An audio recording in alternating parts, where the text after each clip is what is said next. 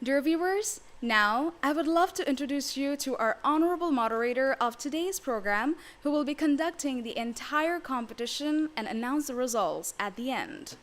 The honorable moderator of today's competition is Professor Dr. Shukanta Bhattacharjee, Chairman, Department of English, University of Chittagong.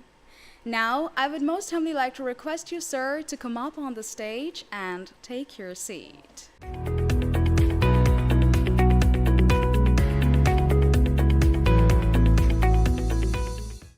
Before we start the debate, I would like to inform you about the order and time allocation of each debater.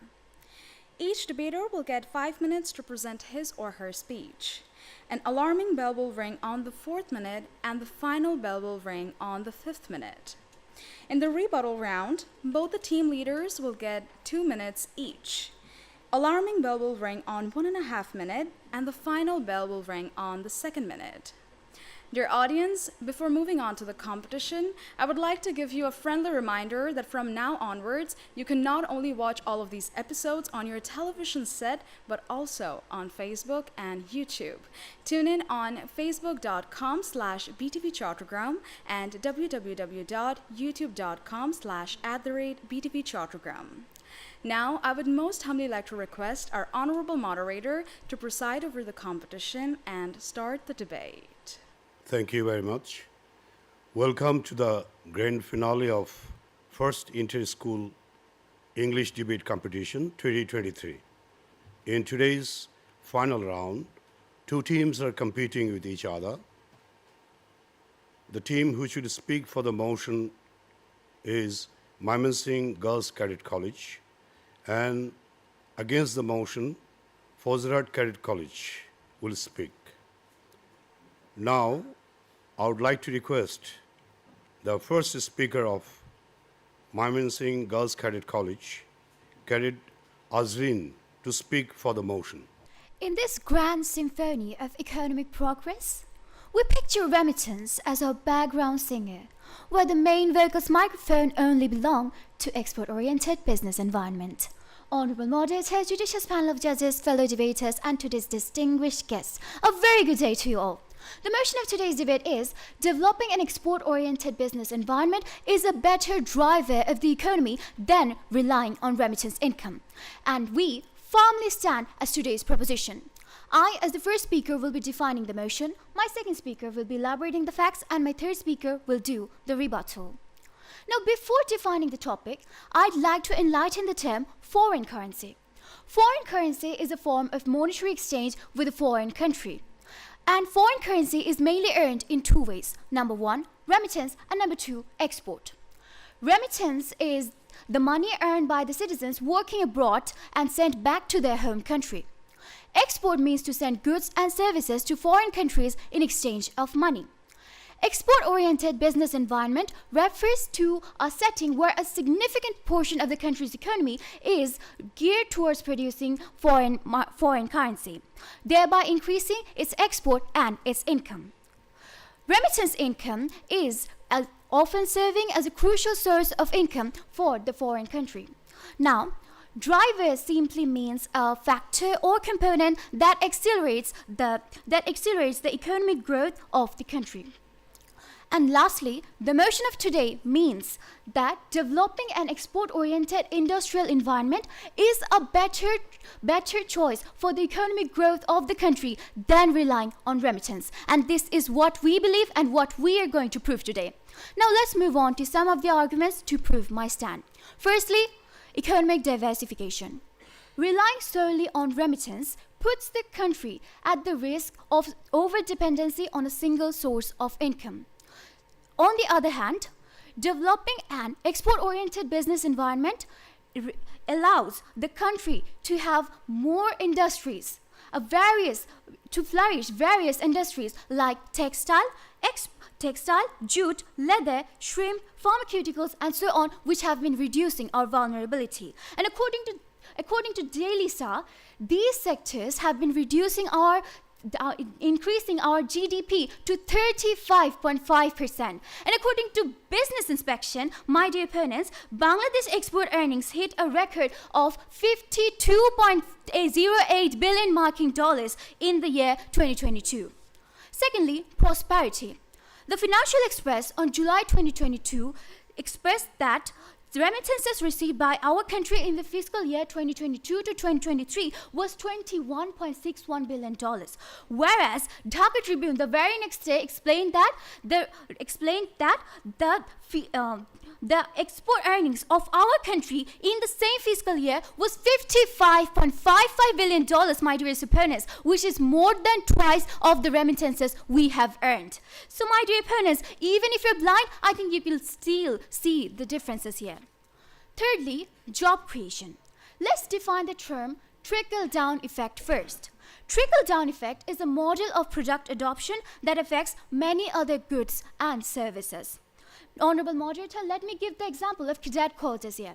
When the first cadet college was established, we saw that many other coaching centers, tuition services were created based on the idea. Likewise, my dearest opponents, when an export industry is established, we see that many other small businesses, many other industries are created based on the same export industry. So, my dearest opponents, these sectors, these opportunities have also increased our job opportunities in our country by 14%. Source, sexabank.com. Fourthly, my dearest opponents, economic development of any developing nation must have sufficient trade policies, according to Dr. Jaidi Sattar, chairman of Policy Research Institute of Bangladesh. Trade policies can be categorized into two parts. Number one, inward-looking import substituting policy, and number two, outward-looking export print policy. Now, when you export something, it brings you profit with interest, while remittance only is a direct source of income. My other following speakers will have other points on this motion that they will continue on. To sum up, relying solely on remittance income is like keeping a pet goldfish in a fishbowl, and it's time we set our sights higher. Like trading that fishbowl for a giant aquarium. Let's release our economic goldfish into the ocean of global commerce and watch it grow into a mighty economic well. With this, I conclude. Thank you, Honorable Moderator. Thank you all. Now I would like to ask Cadet Zawad from Fozrat Cadet College to speak against the motion. Respected moderator, thank you for handing me the floor. Today's topic is developing an export-oriented business environment is a better driver of economy than relying on remittance income, and our staunch stand is against the motion. Respected moderator and prudent panel of judges. First of all, let me state that the topic never mentioned that the economic type already exists. According to Cambridge Dictionary, the term developing and means to bring something new or to invent something. So we are not talking about export-oriented economies to be converted into remittance-oriented economies. Rather, we are talking about what the economic prospect of a country should be, which is still selecting its economic policies. Now, what makes a better driver? Economic driver, that is. Three things. First, boost economic growth directly or indirectly. Second, the boost reaches all people of the country. And third, that it is affected least during financial crisis. As the first speaker, I'll give example on how remittance money reaches the countryman better.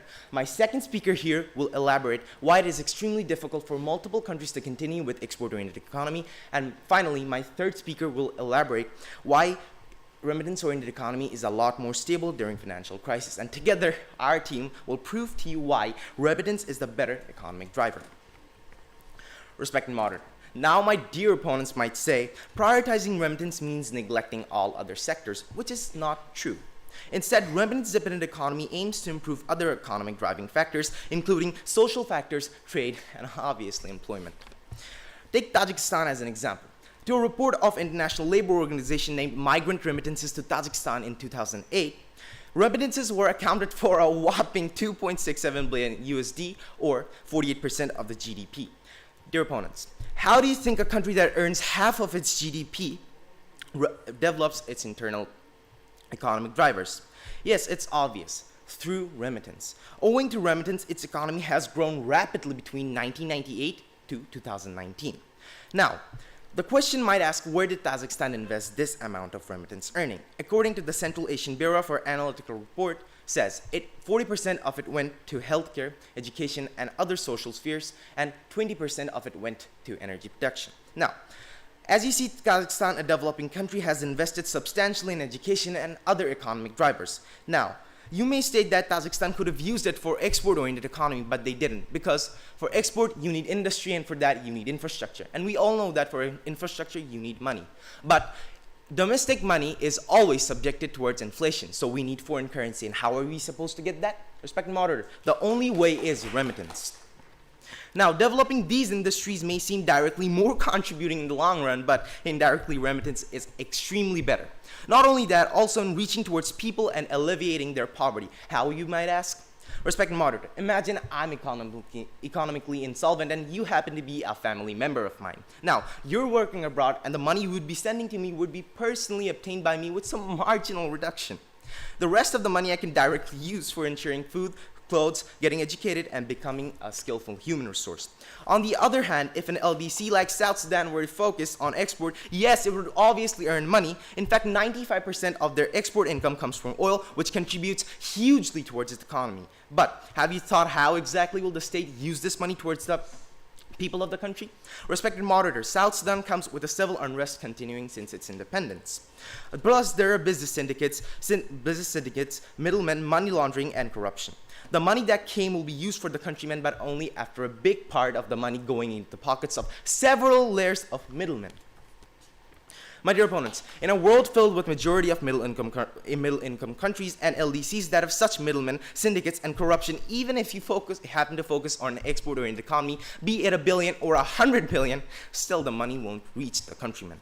Respected moderator, the economic design of an export-oriented economy is like carrying coal to Newcastle, whereas our target is to make an inclusive economy. Over long periods of time, only this kind of economy sustain. But if economies aren't inclusive, then some people would suffer extremely during random shocks. Like currently, people are suffering due to price hikes and inflation of currencies. So, dear opponents, let's avoid making the rich richer and poor poorer. Respected moderator, as our third speaker will elaborate how money from export goes into the foreign paying backs of imports, raw materials, investment, foreign professionals, garment owners, and only a marginal portion reaches the worker. However, invest this money into the remittance worker and you would have made these poor people richer. So, with this, I'd like for all to sing in tune that relying on remittance is a better economic driver than developing an export-oriented business environment. With this, I'd like to conclude my speech here. Thank you, respected moderator, judicious panel of educators. Thank you. Thank you all. Now, may I ask Cadet Rafa to speak for the motion? Bangladesh basket case no more. A Wall Street Journal headline read in 2010, the country gladly evolved from the basket case or bottomless basket, a definition given to the newly independent war-torn Bangladesh by U.S. National Security Advisor Henry Kissinger. Now coming to the present Bangladesh, we have risen to the emerging tiger economy, and I think it's all thanks to exports. Most honorable moderator, judicious panel of judges, thank you for giving me the floor. In 2015, Bangladesh has fulfilled all criteria for graduation from UN's least developed country LDC status to lower middle income country. The year 2026 has been set for Bangladesh's graduation to developing country status, and for more than obvious reasons, it is possible due to efficient export driven trade policies. As my first speaker has already mentioned, as per Dr. Sattar, research shows that an important substituting policy and vaguely remittance cannot improve our economy. Our esteemed economists and policymakers of the government has given huge and due importance to export, which is the reason that led to such magnificent and resilient economic development. Now, as your first speaker has already mentioned, that exports do not make poverty reduction. According to Dr. Zaidi Sattar, researchers show that an open trade with the world economy fosters growth and poverty reduction. As we've switched to an economy that allows exports-led trading strategies, World Bank labeled Bangladesh itself as a globalizer. The country now has its own export-led model, the Bangladesh way. Now let me highlight some facts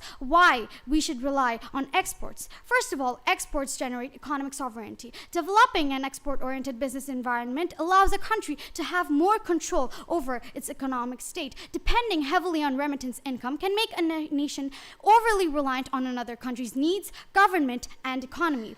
Second of all, innovation and technological advancements. Export-oriented businesses often require innovation and technological advancement to remain strong with high international competitiveness. Third point, infrastructure development. Exporting often requires substantial infrastructure development such as ports, transportation, and networks, as well as energy facilities. Fourth point, job creation. Yes, exports create job employments, fosters innovation, as my first speaker has already mentioned. Let's hold our garments factory, for example. We can see that at least a few thousand people are involved in only one chain of a garments alone, with a multiplier effect. My dear opponent, as you've said that remittance is in fact reliable and stable, but I want to clarify, remittance in fact is not stable. According to Bangladesh Bank's Statistic Department report, during financial year 2022, remittance received was 21.032 billion US dollars.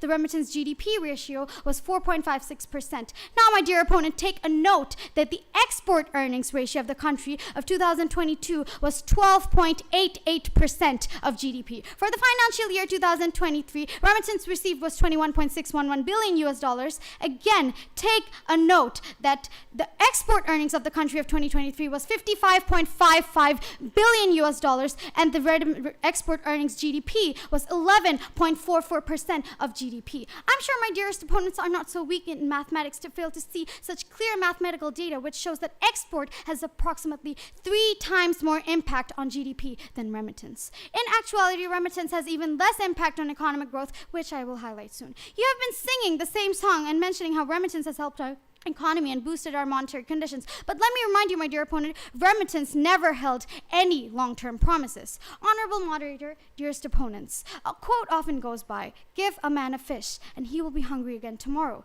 Teach him to catch a fish and he will be richer for all his life.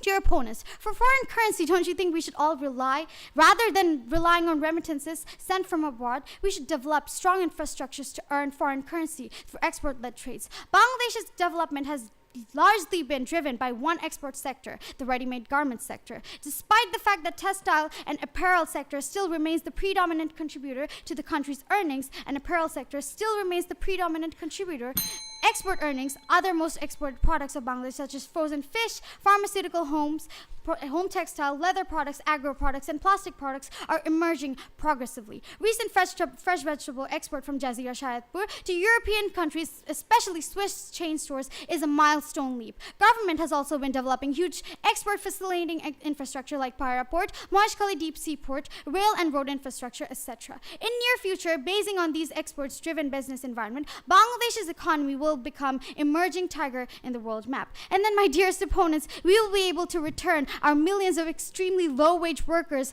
that you call expatriates and remittance workers working in inhuman conditions in Middle Eastern countries and other countries so that we can all live happily ever after. Leaving this note, I'd like to end here. Thank you all. Now I would like to invite Cadet Sajid to speak against the motion. Fertilizer industry is in scarcity of gas. Source 7 September 23, Prothom Alum. But according to my opponents, I think we have to run an industry without electricity. Yes, respected moderator, prudent panel of judges, my wise opponents and August gathering, Assalamu alaikum.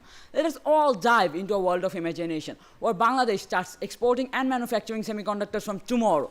But will Bangladesh be able to compete with countries like Taiwan when Taiwan Semiconductor Manufacturing Company, TSMC, is the world's largest contract chip maker and produces around 90% of the world's leading such conductors? The answer is no, my opponents. Countries will even prefer buying such important raw materials from promising manufacturers rather than choosing a newcomer in the industry. Now, obviously, Bangladesh cannot manufacture semiconductors to such an extent that they can be exported immediately. But what we can do is export jute, according to my second speaker of the opponents. But according to a latest report by Bangladesh Jute Mills Corporation, in these first 10 months of this fiscal year 2022-2023, the export of jute and jute for Bangladesh has been declined by 20.25% or $770.82 million US dollars. So, my learned opponents, how can we depend on an export-oriented business environment when it is nearly impossible to settle in an already crowded international market and when export jobs are so random? The question remains.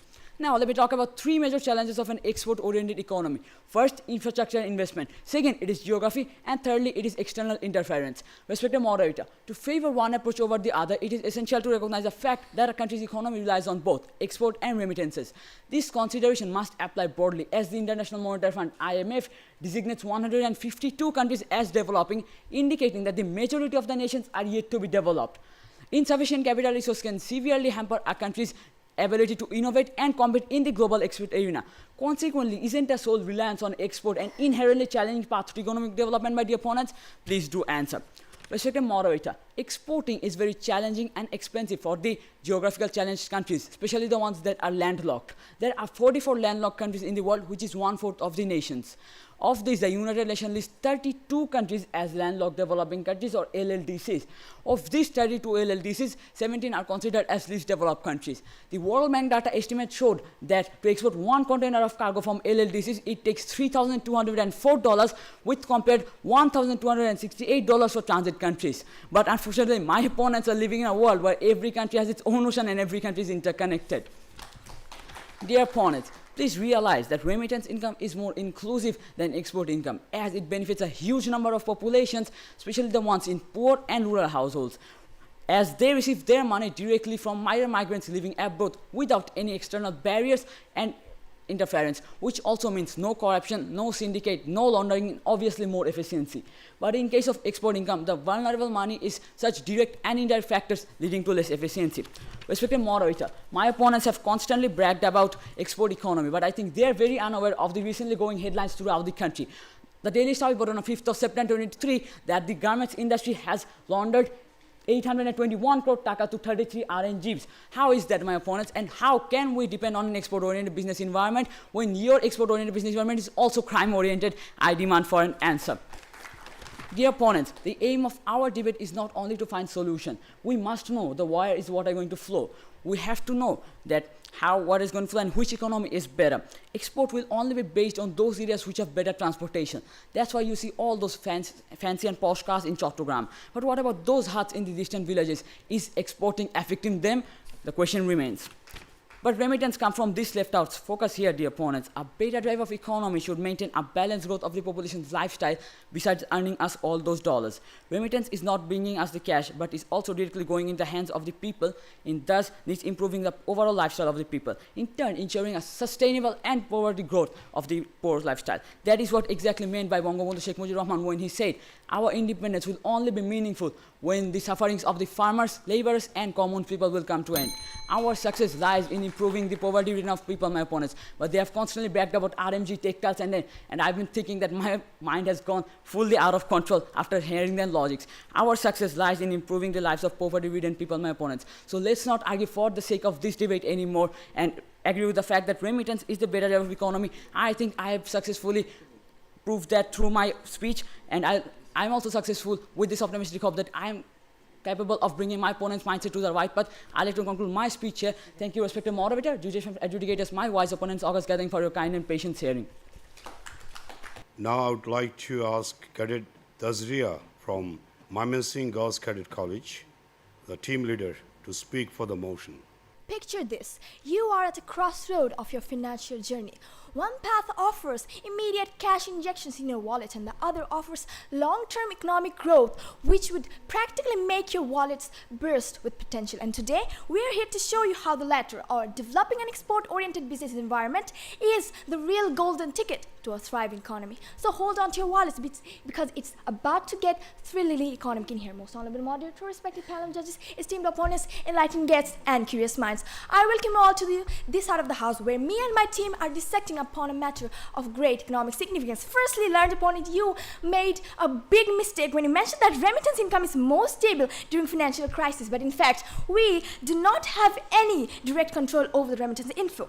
If the host country changes its economic policies and currency exchange rates, that can affect the value of expatriates' incomes, saving, and investments. And exchange rate fluctuations can lead to financial instability for expatriates. And according to the article published only 2 days ago in Dhaka Tribune, even though our country increased labor export up to 618,000 in the last 6 months and had a record of 1.136 million in the last year, the remittance inflow decreased by 21.57% in August. And bankers suggest that this declining expatriate remittance is linked to banks offering lower rates than market dealers, resulting in reduced official channel usage and a rise in illegal and corrupted methods. Handi, you mentioned that remittance does not promote corruption, right? But Our recent study conducted by the Refugee and Migratory Movement Research Unit found that 66% of Bangladeshi expatriates living in Maldives send money through the corrupted method Hyundai, and 64% of them do not have any bank accounts. So, well, it seems like our economic ship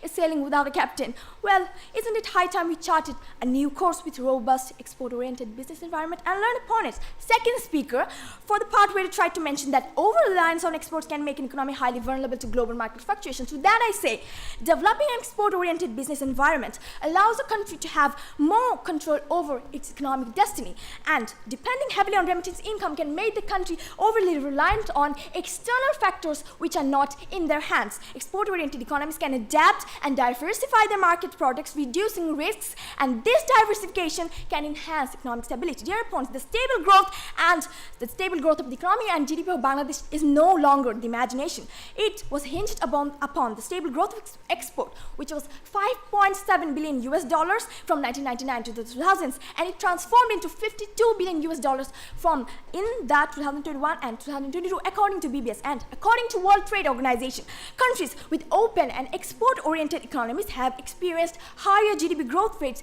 than those relying on remittances. So I ask you, do we want to be known as a nation that's dependent on the generosity of our expatriates, or do we want to be known as a nation that's actively contributing to the global economy?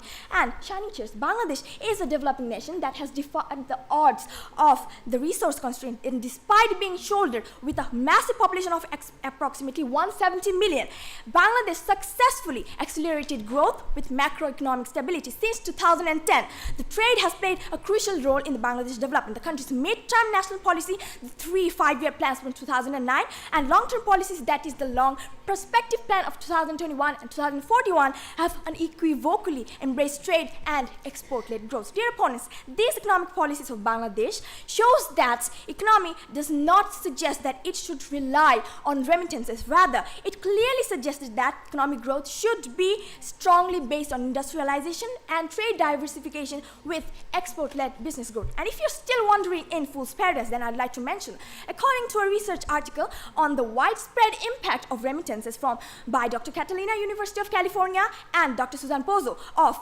Western Michigan University, USA, published by IZA Germany, described that beside the good impacts of remittances, they can increase the consumption of non-tradable goods, raise their prices, and cause inflation and decrease exports, thus damaging the remittance-receiving countries' competitiveness in the world market. And remittances have less macroeconomic impact on the economic development of the country, and they are more beneficial in case of poverty reduction, yes, as you have mentioned, but they have less contribution in the economic growth. So, in conclusion, gentlemen, while remittances offer a short-term financial boost, genuine economic prosperity hinges on our capacity to innovate and thrive globally. Investing in an export-oriented business environment isn't merely a choice, it's a strategic investment in our future, paving the way for financial stability, job opportunities, and sustainable growth. Let's opt for economic independence and set sail for a broader and brighter, more prosperous tomorrow. On this very note, I'd like to conclude my speech here. Thank you, Honorable Moderator. Thank you, everyone.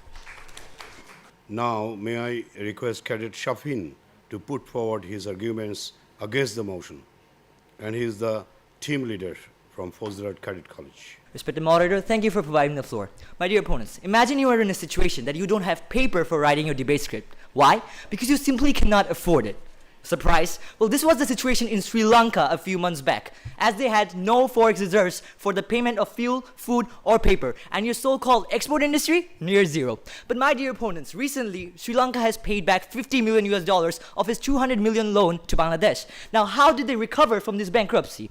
Well, if you didn't know, in 2022, Sri Lanka sent a total of 311,000 professionals abroad, which made it the highest in their history. And the result?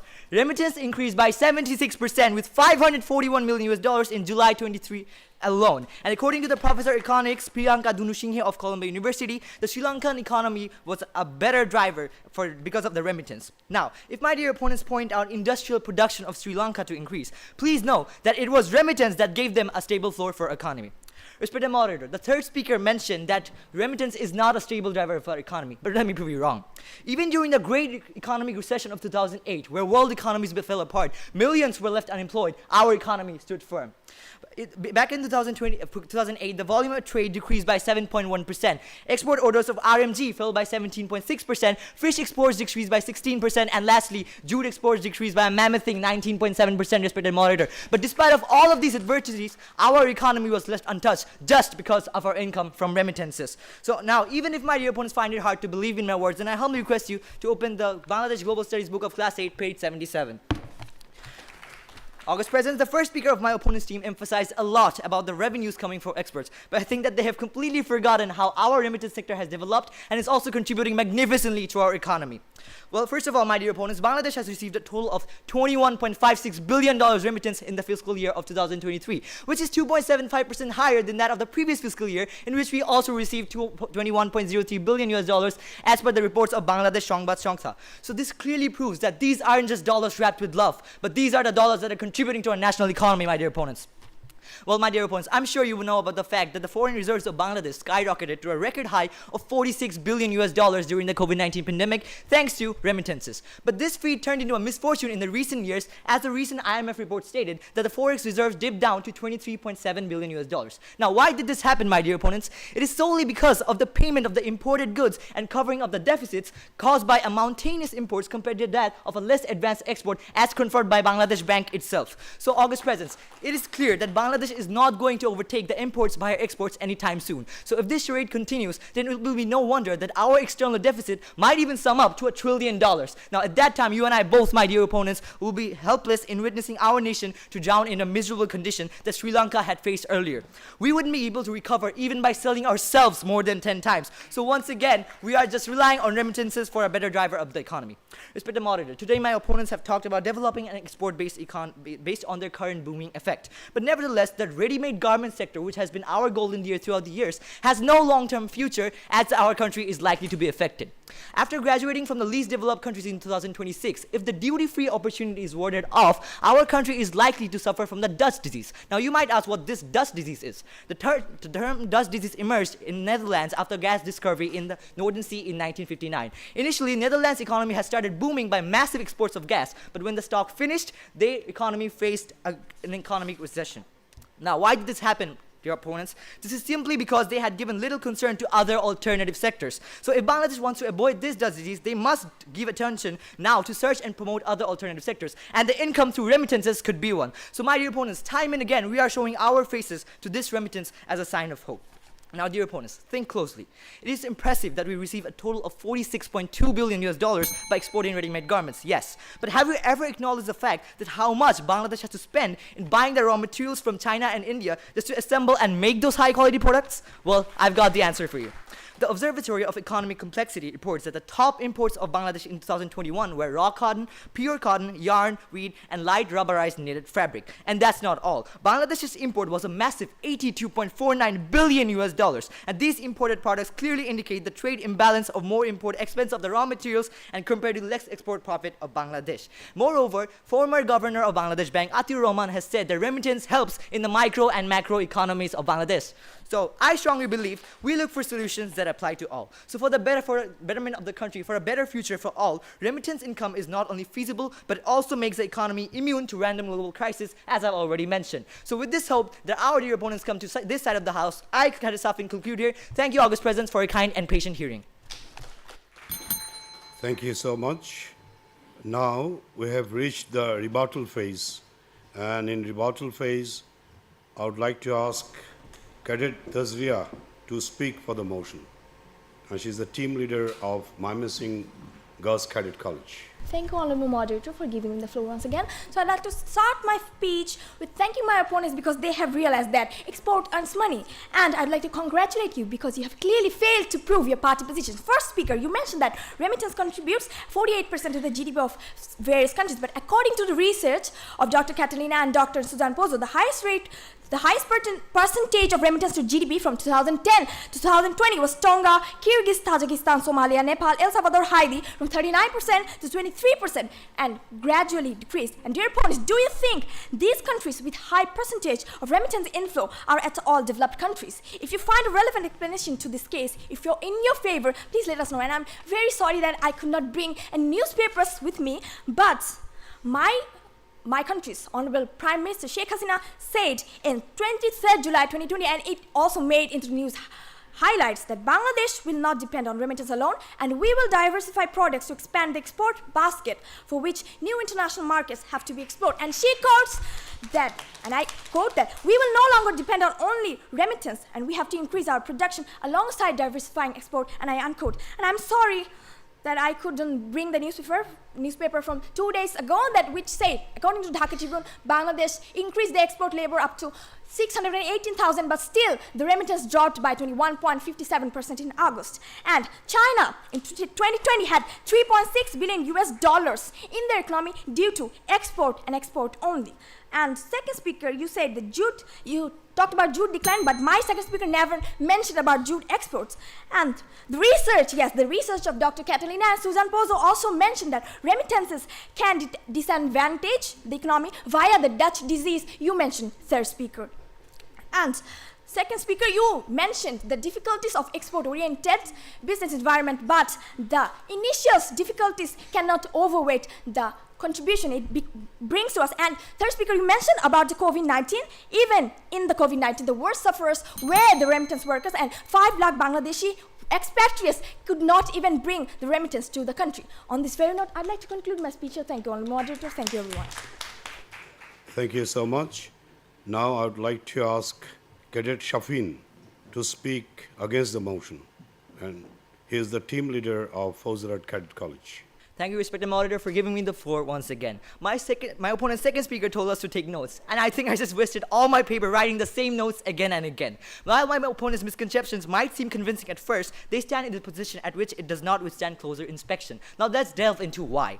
First of all, respected moderator, my dear opponents have again and again emphasized on how export brings money, but have they mentioned how much of it goes into debt, buying raw materials, maintenance, and how much of it goes into the hands of the people? Have they addressed the enormous direct and indirect contribution of remittance economy? Did they mention whether or not export economy meets all the 3 factors stated by our first speaker? Have they mentioned how the living standards of unemployed people and their families can be upgraded to export economy? No, because if they did, then remittance would have come right to the spotlight and they would have to agree with us.